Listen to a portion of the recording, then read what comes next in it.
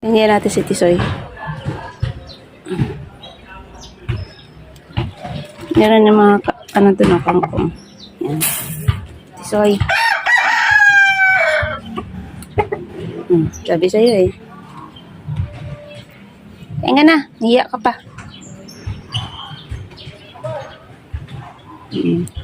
Tapos ito, nilagay natin doon sa, dito sa loob, mga inahin. Hindi masyadong ano, kasi naglagay ako ng rice noong nakaraan. So, ito sa mga inahin.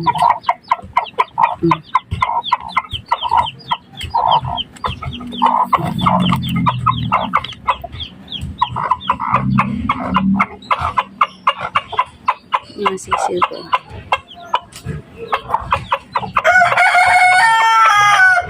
So, kahit hindi sila nakakalabas, nakakakain pa din sila ng mga leafy vegetables. Ayan o, tingnan nyo, may kangkong ako doon nilagay kanina.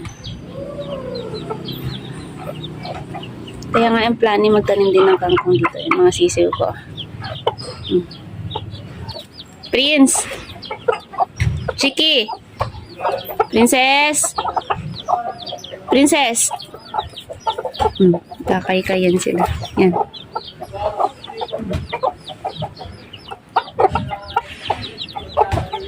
Ayan.